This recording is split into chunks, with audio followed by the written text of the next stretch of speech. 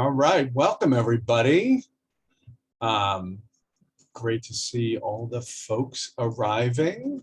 And I am thrilled to be here with all of you after a year of puzzling. Tonight, we're just going to take a behind the scenes look at some of what the Puzzles in Purple series look like. We'll get a chance to chat with a couple of the puzzle creators, talk a little bit about how puzzle hunts work, and announce the grand prize winners. I should say up front that this presentation, and in fact the whole puzzle series, has been part of the year-long series of events commemorating the 200th anniversary of the founding of the College Society of Alumni, which is the oldest alumni association in North America and quite possibly the entire world. And we're spending this year not only celebrating and grappling with our past, but also examining our present, imagining our future, and envisioning an inclusive society where all alumni feel that they belong. We're united in our shared commitment to a liberal arts education, to lifelong learning, and most especially to each other and to our college. All of which is kind of the boilerplate introduction to each of our bicentennial events, but also will be relevant to why we're doing puzzles anyway. Also a reminder for everyone, the session is being recorded. So if you come in live to ask a question, you'll be part of the recording forever, or until the 300th anniversary, whichever comes first. If you have questions as we're going, go ahead and put them in the chat. Although at the end, we'll have a chance for more open Q&A for all of us to discuss things. So let me just share this. So that's a little bit about what we're doing here, the kind of behind the scenes of this. And the first question is, why puzzles? Dennis O'Shea is the first person responsible for this. He wrote me in July of last year and said, would you do some kind of bicentennial puzzle to put up on the website? And that was it. It was just going to be a puzzle. And then he connected Brooks as well, and who mentioned that John Lieb, who is an alum and also a puzzle constructor, crossword puzzle constructor, was interested in doing something. And from there, I pitched the idea of doing an entire puzzle hunt. We got John involved right away, and I started reaching out to other alums that I knew who might be interested in constructing. And, you know, as we talked about why should we do puzzles, I came back to that original blurb about what this bicentennial was supposed to be. And I thought about things about looking at our past, looking at our present, looking at our future, creating something where everybody feels like they belong, and especially that bit about lifelong learning. It just feels like puzzles are a way to continue to foster community and to reconnect to things that we have done or things that are part of our collective alumni past, and certainly about lifelong learning. And we'll talk about this in the context of some of the puzzles, but there's an ongoing question in the puzzle community about whether a puzzle should include stuff that, quote, everybody knows or not. And it is, it should be immediately apparent that that at best is a ludicrous phrase, stuff that everybody knows. And at worst, it's an example of the kind of whatever the dominant, you know, at least in the traditional American sense, of kind of a dominant white male cis hetero thinking that if we all know it, then everybody knows it. And it's amazing for those of you who are into crossword puzzles to see what's happening both at the Times, but also in the wider crossword world, and indie crosswords in particular, where everyone is blowing open the idea of what belongs in a crossword puzzle, and creating puzzles from all kinds of incredible perspectives. So part of the goal here was to try to do some of the same thing. I'm speaking to a bunch of people who have just done a puzzle hunt, so you probably know what a puzzle hunt is. But it is a group of puzzles themed in some way that usually leads to a meta-puzzle that combines the answers of all the subsidiary puzzles. In its largest form, it's something like the MIT Mystery Hunt, which has 120 or 130 puzzles that combine into a dozen meta-puzzles that themselves combine into a meta-puzzle and lead to extra layers of puzzling fun. And that takes, you know, a group of 100 people an entire weekend to solve. But puzzle hunts are all over the place. And at the end, I'll share some resources about where you can find more of them. On screen now is just a little segment from the kind of one sheet I sent to Brooks and Dennis. And I put it up, I share it only because of what I thought we might do. And it turns out we did many of these things: a crossword puzzle, a Sudoku. We never did a hidden puzzle in the alumni magazine. We did do a Zoom event that was the trivia puzzle. There was a map puzzle using the campus. I also regret we never did the assemble at home jigsaw puzzle, but we'll save that for the next time. If we're going to look behind the scenes, the question is how to make a puzzle hunt. And it is exactly backwards of the way you as solvers experience the puzzle hunt. We start with the final answer. Ideally, there's some kind of thematic question and answer, maybe something punny or fun. That's the end game. And then you figure out how are you going to create a meta puzzle that gets you that answer. And then you have a set of individual puzzle answers that feed the meta puzzle. And only then do you decide what those individual puzzles will look like. And in the ideal world, the answers or the puzzle types or the content of the puzzles relates to the answers. We'll see how that worked or didn't work as we go through this. But you're trying to kind of create a thematic world where all these things link together. And I thought as an example of how one makes a meta puzzle, I'd show you not how the meta puzzle we actually have works, but the first idea that I came up with. And I believe Brian Wecht and Jeff Bolas, who were involved in a lot of these, I bounced some of this off of them, or at least test solved it with them. But the first idea was to say, this is going to be the question that the meta puzzle asks. What do you have to be to finish this puzzle hunt? And the answer was going to be effective. I thought that was cute and funny. And the way it would work is that each of the puzzle answers would have a meaning that can be associated with a building on the campus. And then you would place those buildings in alphabetical order. And then you would take one letter from each answer to spell out the word effective. So I knew we needed nine buildings in alphabetical order and 9 answers that would be associated with those building names. So this was the set of answers that I pitched. I think Brian and Jeff test solved a version of this. So, and you can play along at home. If peanut farmer is the answer, which building does that belong to? You can throw it in the chat if you want to guess. Which campus building belongs to peanut farmer? That would be Carter, of course. Resilient would be Hardy House, of course.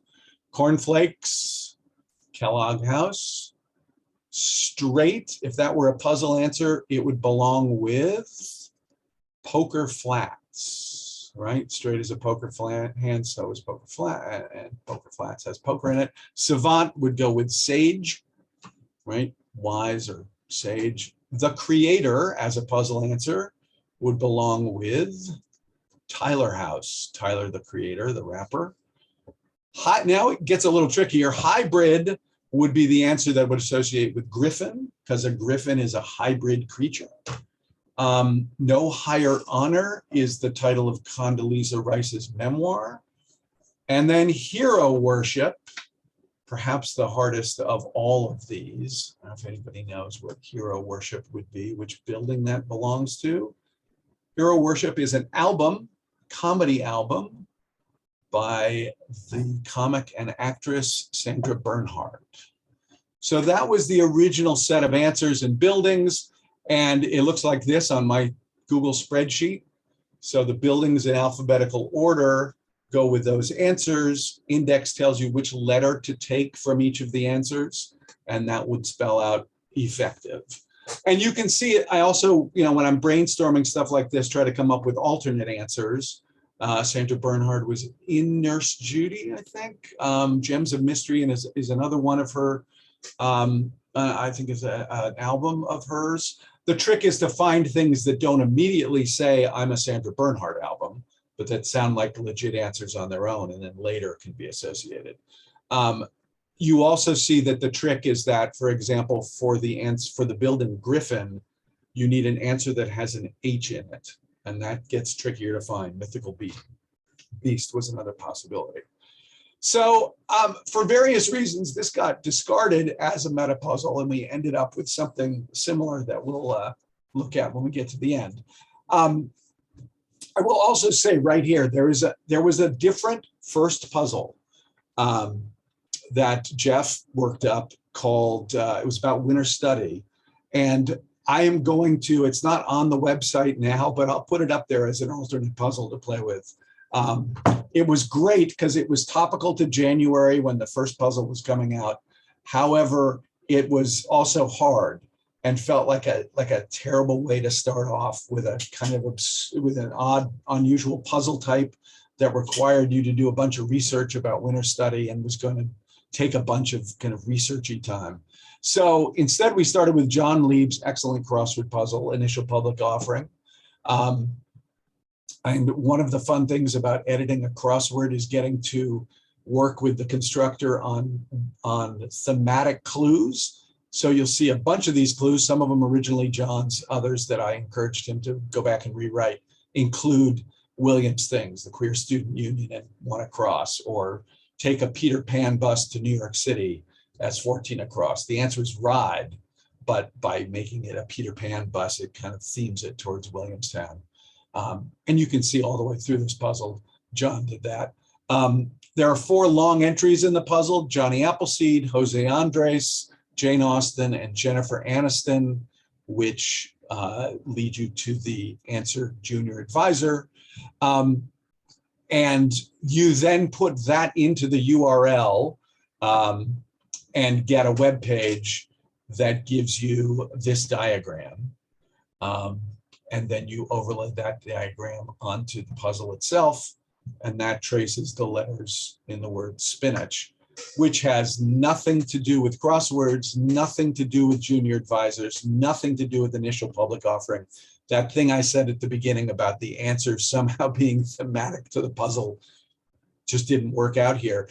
And weirdly enough, this kind of puzzle we often call a flex puzzle, because the answer could be anything. You go to that URL and it could just say the answer is cat on a hot tin roof, and there you go. That's the answer to the puzzle. It could be anything you wanted. The letters to spinach happened to be in the puzzle, so I used it that way. But this was the kind of puzzle you can use when you have no other puzzle that goes with a particular answer. So that got you the answer spinach. Then we had a word ladder puzzle, climb high, climb far. This is themed around Black History Month. So we took Gaius Bolin, the first African-American Williams student, and put his first name and last name as the 2 ends of the ladder, and then had to build a word ladder getting from Gaius to Bolin, where you change 1 letter at a time, including several other notable Black alumni. One of the challenges of creating this puzzle, there are terrific lists available online all over the place of notable Williams alumni, notable Black alumni, all kinds of notable Williams alums, but they aren't sorted by the length of the last name. And this puzzle requires people with 5-letter surnames. So it took a lot of grunt work to track these folks down. Anyway, you solve this puzzle by answering all of these clues.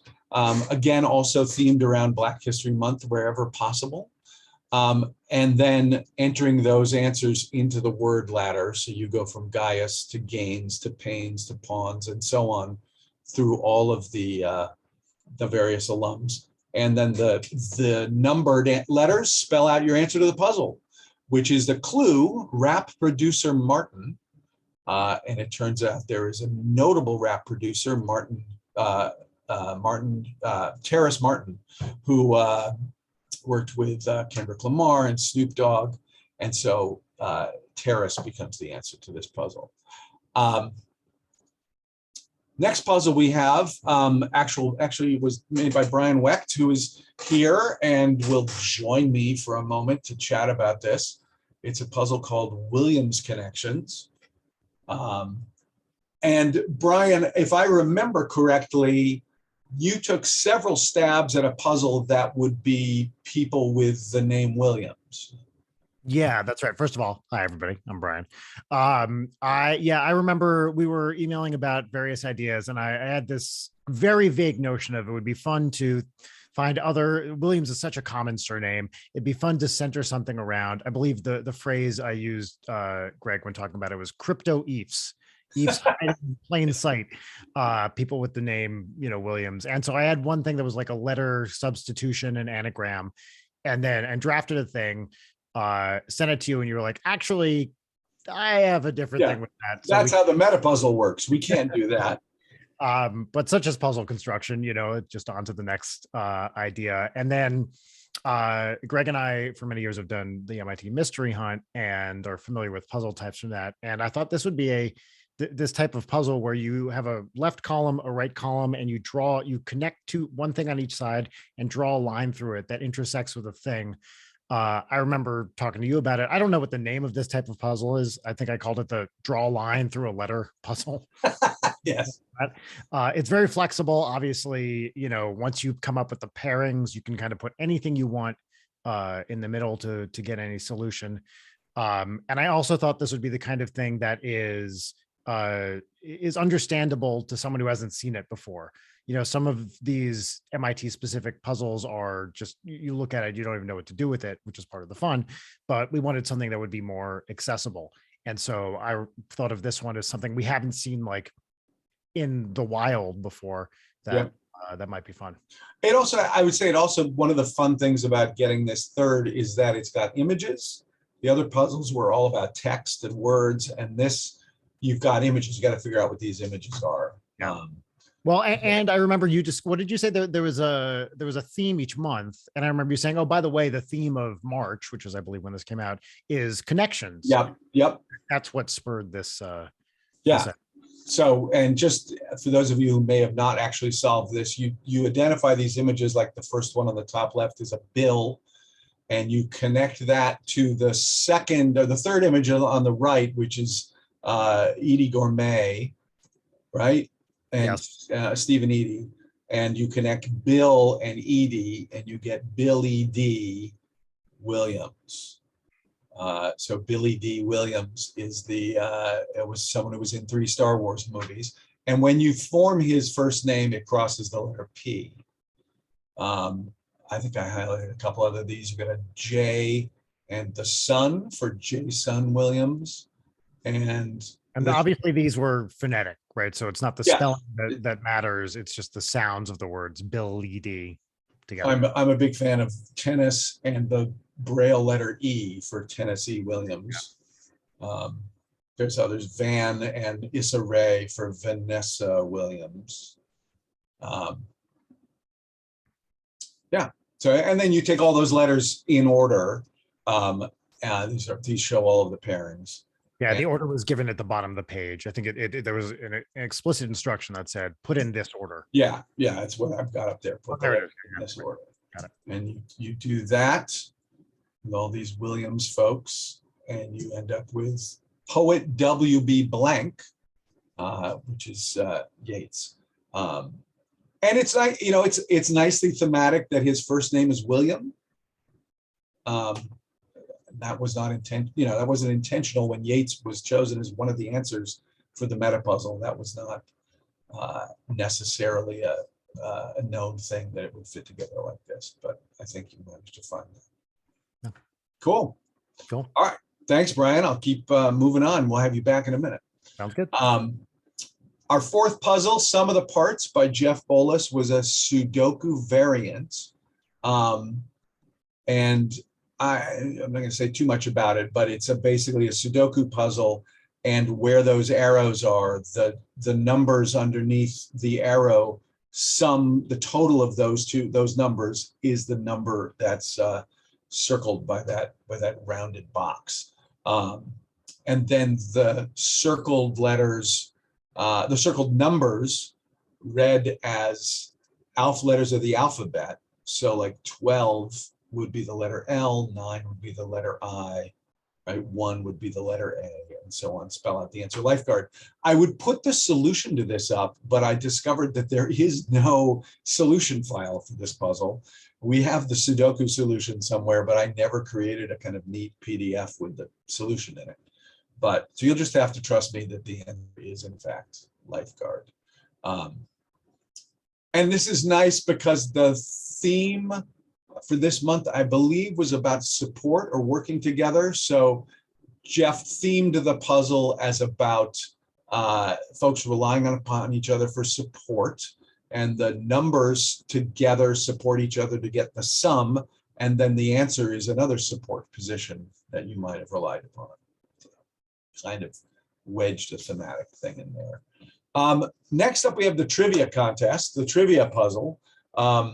And I don't know if any of our trivia folks have joined us yet, but this was a terrific amount of fun to create. It was a couple-hour-long trivia contest with questions. I'm here, Greg. There's Rich. How are you? Rich Levy, who was one of our constructing folks, along with Tom Gardner and Lee Winter Martin and Stuart Menking and everyone else you see up there, the Kitchen family. Allie Gardner was involved, Lori Brink, Dave Letzler. We just had a blast, I think. Would that be accurate, Rich? Oh, that's an understatement. You know, the idea of being able to go back 200 years and pick up all the highlights and do it in a way that makes people laugh and think. I mean, it was like planning for a regular trivia contest. We all sat around and we exchanged different questions and comments of differing degrees of difficulty and came up with what we thought was a really good selection of Williams trivia and some tangentially related Williams trivia.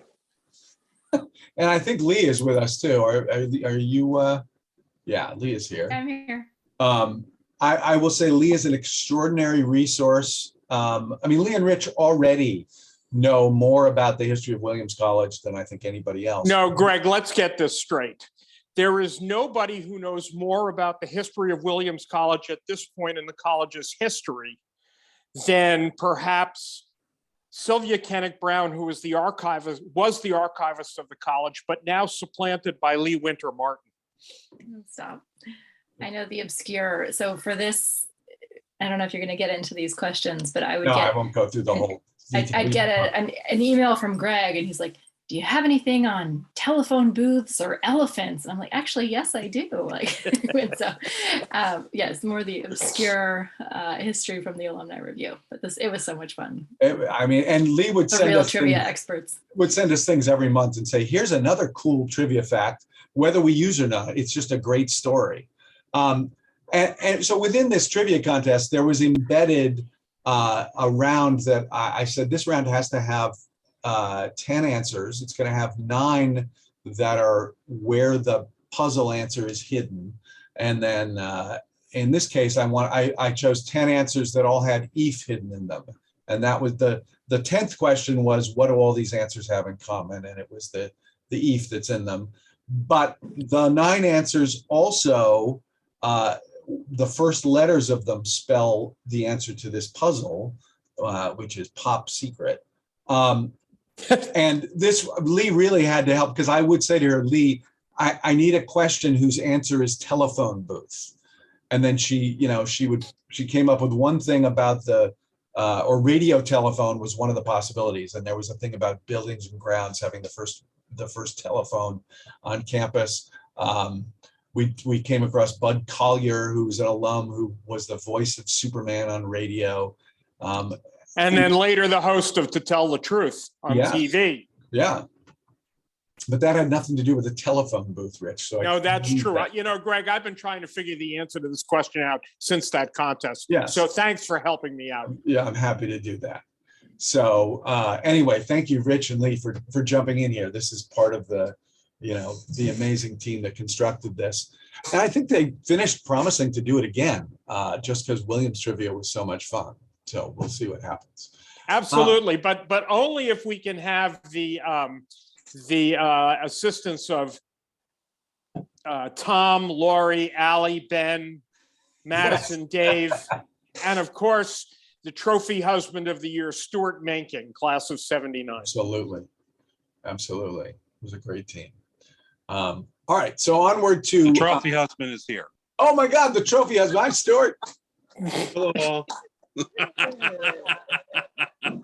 Yeah, Lee's a miracle. So is Greg and Rich. Oh, Stuart, thank you so much. But you are one of a kind. And you proved it that night. So you can see how our trivia planning meetings would last many hours longer than they were supposed to. Let me move on to the next puzzle. Greg, I'm going to drop off, but I'm glad to have been here. All right. Congratulations on a really great effort over the course of the Thank you. bicentennial year. Thank you for jumping on. It's great to have you. Be well, everybody. Go Eefs. So then we got to puzzle 6, which was called Public Works, about art on campus. The month's theme was expression. So we looked at artistic expression, and it's got a fun little piece. This was the entirety of the instructions, such as they are. Feeling entitled to some expression of your own, you decide to write a letter at each place you stop. And that's actually, there are clues in there. What matters, entitled is meant to tell you that the titles of these works of art matter. And those numbers on the map, which indicate where these works are located, you need to write a letter, pick a letter from the titles at each of those locations. So when you do that, and again, here's my spreadsheet looking at the sausage making behind the scenes. The title of that first sculpture, Eyes by Louise Bourgeois, I needed to get the answer School of Art. So if you look at that possible letter column, what I'm doing is identifying which letters from School of Art are in the title that I've got. I really wanted to use Eyes, which meant it had to be the S, because that's the only possible letter I could use there. And I think there's only a couple of these that have an F in them, either the For Charlie or the, what's the other one? Vase of the Winds had to be the F, and so on. So picking the works and then putting them in an order and then adding the numbers. And this, I think this may have been the least solved puzzle, or one of the least solved puzzles. I'll talk about that at the end, but a little tricky to figure out what's going on. But once you do, hopefully it's a fun tour of the campus. Puzzle 7 for Pride Month. I enlisted a team, a Biglada team that started with Catherine Conaway, who may or may not be here. Yes, I think Catherine's here. There she is. Hi. Here. Thank you for coming. I was going to ask if you remember sort of how we dove into this. I know I got connected to you and said, hey, do you want to make a puzzle? And then we talked about Yeah, I mean, I'm going to be honest. I don't know how you made this puzzle, and I also have not solved it. So I feel like my contribution to the puzzling part, Biglada was not useful. This is all Greg, but we were useful on the content side. So yes, 1,000%. As a learning experience for me, I thought it was great because, as is my nature, I started a Google Doc, and I have this great illustrated book that's over on the other table, but it's called a queer history of America or something. And it's a graphic novel kind of thing. And it's pretty academic. And so I pulled a lot of notes from there, and then I sort of handed it over to the rest of Biglada, and they threw in things. And so we ended up getting this great document of all sorts of stuff about, queer history, queer culture. And I think as I remember correctly, we talked early on about could we find a bunch of sort of college Williams related touchstones, queer history touchstones, and locations or events or people, and that started generating some interest, and then the document just expanded and expanded with, you know, important events in LGBTQ plus history. And somewhere along the way, somebody started putting some interesting quotations in, and that's when I said, what if we just get a bunch of great quotations? And the team just suggested, again, a huge document full of stuff that, and then I took them and split them into chunks, these 3-letter chunks, and you take the quotation and divide it into groups of 3 letters and spread them out like this. And the idea is to reconstruct the quotation from those trigrams. So it ends up looking like this. Yeah, it was fun. It was cool. It was neat to kind of like brainstorm, and we'd also talked about maybe doing something with like a rainbow, which would have been, it was interesting because I and the other EC people, like, we didn't know, you know, we played trivia or we do crosswords, and so learning about like all the different kinds of puzzles like Greg is showing us has been pretty cool. Like, oh, puzzle means a lot of things. You can make a puzzle out of anything. One of my favorite quotes in here, and again, I don't remember who pointed out, but is the 4th one down. An amazing, if you haven't read this letter that's in the Williams Advocate, you can find it online. And it's an article Dan Pinella wrote about, I guess he's talking to a friend who is gay about what it's like to be gay at Williams. And at the end of the article, he says, and that friend is actually me. And anyone interested in forming a gay liberation chapter at Williams should call me at 458-8479. So it's just a great moment of somebody, you know, putting this out in the paper saying, hey, guess what? I'm gay and we should bond together. So it's a really cool moment. Each of these is actually from an important, you know, or a really interesting moment in history. But I thought that was a nice Williams one. So, Catherine, you want to plug your book? It's not ready. Oh, it's not ready yet. Okay. Catherine, Catherine's got a Kickstarter for an exciting new alphabet book that's going to be very cool. So it's in progress. All right. And that should be a teaser. People will hear about that eventually. Teaser. Great. Excellent. All right. Let us go on. Thank you, Catherine. We'll go on to the next puzzle. Summer stock. By this point, we're in the month of August. Williamstown Theater Festival seemed like a good source of puzzle fodder. This one says you're going to spot a famous TV personality, as you do in one of the summer productions. All of the clues in this, again, the puzzle doesn't tell you this, you just have to figure it out. The only king of England to be canonized, you know, everybody knows that's Edward the Confessor. But you could look that up and find out Edward the Confessor, and eventually you notice that in his name are W, T, and F. And that fits into the kind of 3rd down entry over. Edward the Confessor, and every place those little comedy tragedy masks exist are the letters W, T, and F. So that helps you fill this thing in. Courier New or Lucida Sans typewriter are all fixed with fonts. That goes down on the bottom across entry. No doubt lead vocalist, of course, is Gwen Stefani, another great WTF name. And she fits in, I think the 2nd down entry is where Gwen Stefani goes. You fill in all of those, and the highlighted letters spell SNL actress O'Terry, who is, of course, Sherry O'Terry. And I will say also, so Sherry is one of the answers. That answer could also have been Eric, E-R-I-C-H. I was hoping there was somebody named Eric Williams who could have been the answer to Brian's Williams puzzle. There isn't really a notable Eric Williams. It could also be Reich, R-E-I-C-H. So there are a lot of, it could have been Riche, as in nouveau riche. So there are a couple options for that answer, but this is the one that ended up working out.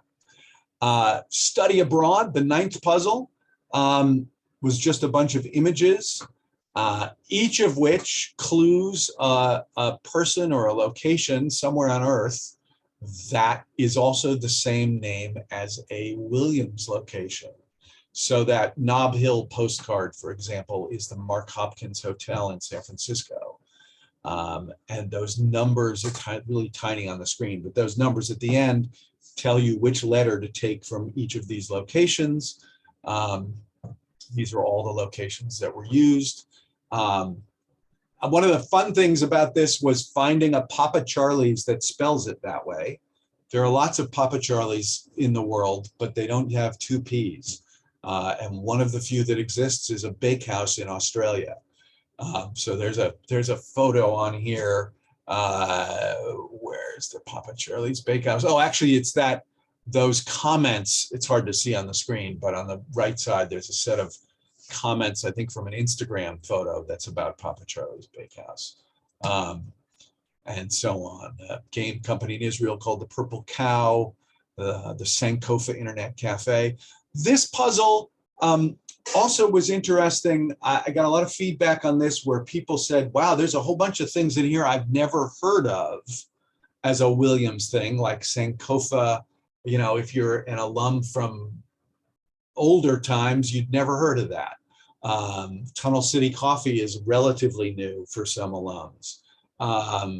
Minko is not something that every Williams student necessarily encounters. And the great thing about a puzzle like this is that it combines things that one group of people know with things that another group of people know, things that a third group, you know, and so on know. And in the end, we all get to learn something about the place we thought we all knew really well. So it's really fun to create stuff like this.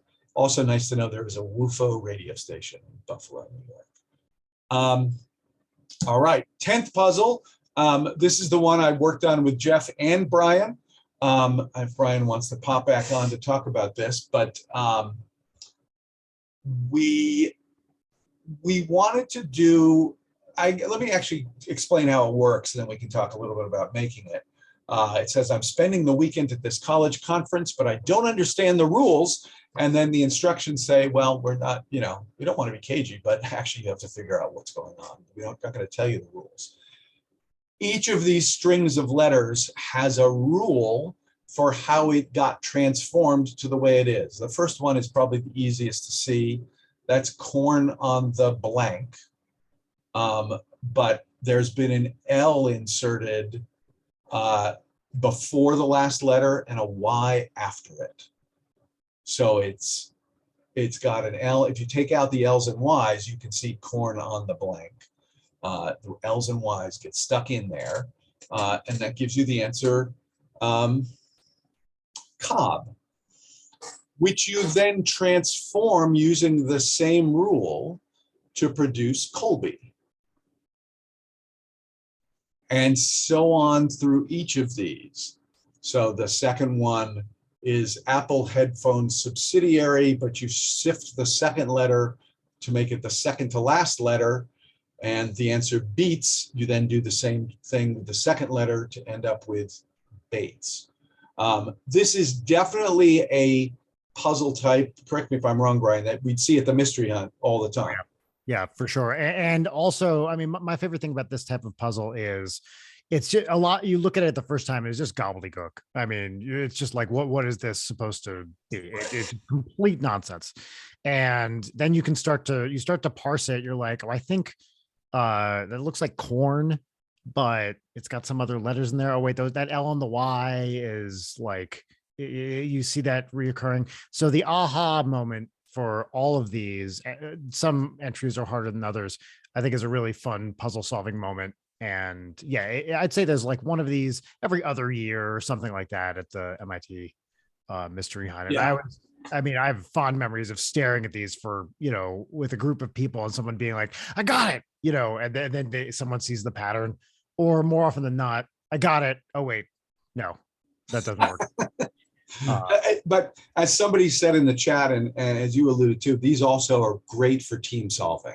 Yes. Right, because everybody has a different perspective. Everybody spots something different about these. One of my favorites is the third one, which reads Bun Bide Bold Borse Bod. And we've just transformed each word into a rhyming word that starts with B. One-eyed Old Norse god, who is Odin, and then you get the rhyming B word, which is Bodin. Yeah, I remember we were talking about this before, Greg, but Jeff and I were all on a Zoom when we were trying to figure out what could I think it was your idea, Greg, to do this type of puzzle. And then we're like, where can we get these letters from this? We need a set of something. And then our collaborator, Jeff, was like, wait a minute, what about the NESCAC conference, which we haven't really used yet? And we were able to figure out pretty quickly that we could get all the necessary letters in order to clue, and because we were trying to clue Vegas in some way. There are lots of options. One of us, or collectively, we hit on Casino City Loss. What? All of which letters you can pull out of the names of the NESCAC colleges. Yeah, that was we thought about what if all of these transformed to the names of Williams presidents, or at one point we said Williams buildings, but we couldn't use that because that's in the Metapuzzle. And I think it was maybe Jeff who said NESCAC. Yeah. And then I remember watching on screen as he goes, wait a minute, we can get C from this one, and S from this one, and this one will be the TY, and just it's kind of appearing on screen in front of us, almost as if it was meant to be. Like this group of schools had been left here just for this purpose, to spell out Casino City Las what and clue Vegas for us. And I think, as I recall, also we had a pretty quick turnaround on this. So we did a long call, and then over the course of a day or two, we came up with some on the spot, and then over the course of a day or two, filled in the rest. But this, from conception to final puzzle, was probably like 2 or 3 days, right? One of the fastest. Yeah. We wanted to get this done really quickly. So yeah, this was really fun to create and tricky to solve. These are tough to break into. That looks like total gibberish, and this one doesn't give you any instructions, so you really have to work through it. Great, thank you, Brian. This brings us up to the Metapuzzle, which was called Building Relationships, and sets up this scenario of you wandering the campus and remembering what a great bicentennial it's been, but what am I going to do with this Metapuzzle? I've got 10 answers that have nothing in common, and it says you decide to go for a nice long walk on campus to unscramble your thoughts. Maybe seeing all your favorite old buildings will shake something loose. And then the puzzle narrates a walk across campus, stopping at 11 different buildings as you go. And there are clues in the descriptions to which buildings you're visiting. And then this is meant to hint at unscrambling your thoughts, unscrambling something, and shaking something loose. So you have the clues. This is straight out of a spreadsheet, as I'm constructing this. The building visited, the answer to the puzzle, and when you unscramble the answer, you get the building plus an extra letter. And so you can see when you look at this, for example, I knew Rice House was going to be a destination and was going to need an H. That's where that could be Sherry, it could be Riche, it could be Reich, it could be Eric. Any word that is H, uses those 5 letters, could go there. And so on down the line. I neglected to realize that Fort Huzak has been, I think that's mentioned in the puzzle. Fort Huzak just got a new name. I think I neglected to realize that Garfield House had been torn down and either replaced, or there still is a Garfield House, but it's a different building that isn't exactly the same as this one. For this puzzle, I also, so that's the answer to the whole thing. How should we celebrate the 200th anniversary of the Society of Alumni? Effusively, of course, as we did, solving all these puzzles. I did throw up, this is just one part of a spreadsheet I have. I actually got off of the college website all the names of all the buildings on campus, deleted a bunch that I hadn't actually heard of, or weren't as common, as large, as familiar necessarily. And started creating a list of all the things they could anagram to with one letter added. And you can see some of the highlighted things. I really love that Chadbourne plus one letter could be branched out. And I thought that's going to be great. But then the answer I wanted to use was effusively, so the T was useless. Chapin plus S being spinach seemed really fun. There's some other fun ones in here. Starmonger I thought would be so great, but I never used it. And you can so on. You can the list goes all the way from A to Z in buildings. That's how we got here. So I'm gonna. Should we open it up to questions generally? I don't know if anybody has any questions they want to ask, or let me run through. You know what? Let me run through some of these stats, because these questions may be some things people want to ask, and then we can throw this over for some questions a bit. So who played? Everyone had to register on the Puzzles in Purple website. And so we've got a little bit of a database of who was here. There were over 300 people who competed at some point. Classes from 1967 all the way up to the class of 2024. And I thought that was a pretty amazing range of alumni. If what we're trying to do is bring the alumni body together, that at least felt like a great success story. The class of 2016 had the most players. 20 people from that class participated. Class of 92 had 15, 05 and 90 had 13 each, and then so on all the way down. I think there was one representative from the class of 67, spread out across the whole range there. I wanted to try to figure out who the fastest solver was, and that's not really an accurate, there's no way to accurately define that. Because people started looking at different times. But it was fun to see frequently an early AM submission at like 2 in the morning after the puzzle went live, that there were people who were grabbing these the minute they were up and solving them and submitting answers. And I had a lot of fun going back and looking at the entries and seeing, oh my God, somebody got this and immediately solved it. And an hour later, they put an answer in. The numbers of solvers per puzzle, not surprisingly, tapers down from the first puzzle as we go along. People lose interest or puzzles got harder. I am surprised by the natural bonding puzzle. That was the quotation puzzle. I suspect that number has more to do with it being the month of July and everyone on vacation than it does with people finding that puzzle necessarily harder. Puzzle 6, as Lee says, the Dream Crusher, the artwork puzzle definitely, was a hard. That was maybe the first really hard puzzle that knocked some solvers back. And then we got the W2F puzzle got more people involved. Study abroad, college conference. Actually, pretty amazing that decode those strings of letters had 85 solvers, so people really got into that. And then the final Metapuzzle, 58 people, either individually or on a team, solved that.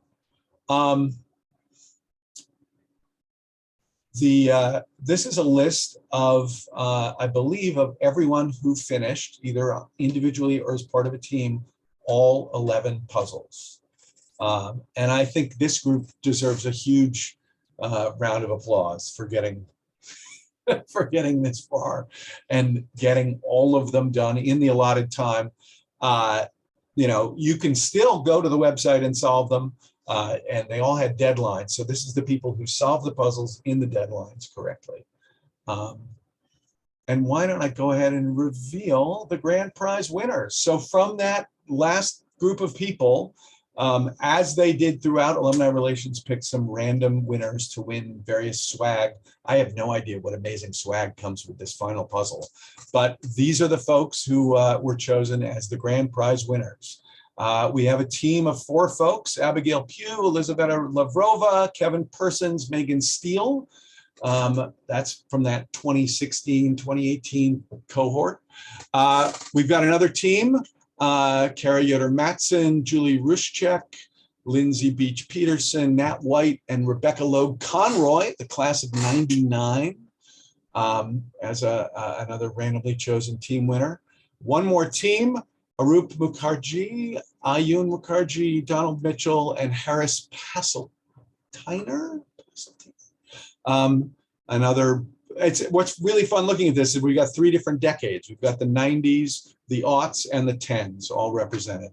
And then special shout out, these people should each get 4 of each prize. These are the individual grand prize winners: Marty Clark, class of 14, Bevan Blabber, class of 08, and Bonnie Shulkin, class of 96. So huge shout out to the grand prize winners. Really amazing, everybody who have done all of these. And yeah, some folks who really worked hard on their own solving all of these. So we have time for questions now if anybody else wants to ask, but I want to say thank you to all the folks who constructed, helped make this possible, the incredible team at Alumni Relations who I just at every step of the way made it run smoothly, and just made me feel like it was as easy as pie to get this thing executed, and to everyone who played, because that's really who we do this for. As it says here, the site remains live. Anyone can access the puzzles at any time. So if you've got friends who didn't get to do them, they don't even have to register. The site is now unlocked and you can just go and play all the puzzles.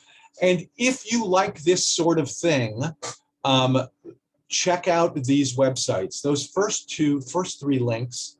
And Caitlin, I should have given you these to put them in the chat, but I don't know if I can select them off of my PowerPoint. I can't do that. But I'll get that for you.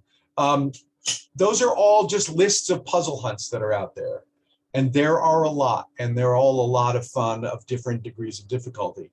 I also put a special recommendation to P&A magazine, Puzzles and Answers magazine, also known as Panda magazine. It is published by a guy named Foggy Broom.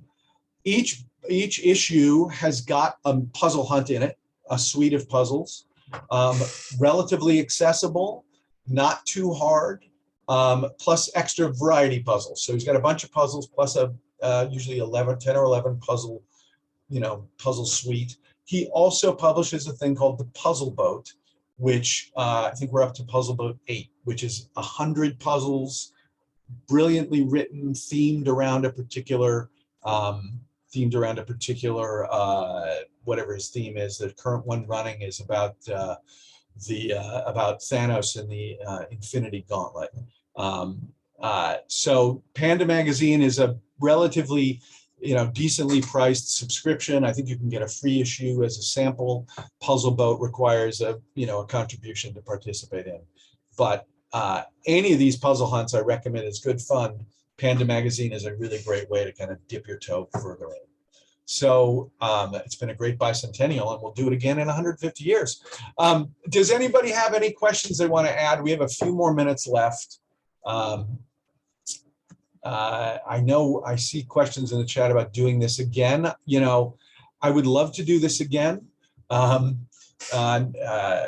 not next year, but I recently did a project with UCLA with the Anderson School of Business there, with the business analytics program. Both an online thing we did, and then an orientation tour that is also a puzzle hunt. And would love to think about doing something like that as a reunion weekend thing you can do on campus. That's just a handful of puzzles that require finding stuff on campus.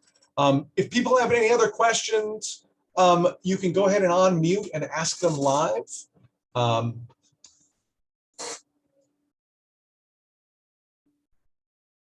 And if not, it's 150 years, as long as I'll need to recover, Catherine. That's a great question. The truth is, in addition to my musical career, I do this all the time. So I'm constantly making these puzzles. I did a big one for Art Basel, Miami, that just finished with a company called MoonPay that is a cryptocurrency trading app, and an NFT creation group called the Bored Ape Yacht Club. They actually gave away a NFT worth $200,000 to the person who solved my puzzles first. So I just got paid in cash, but someone else got a NFT worth, 200 grand. So I love doing this stuff, and yes, we'll absolutely do this for Williams again. And thank you, Tiffany. That's very kind of you.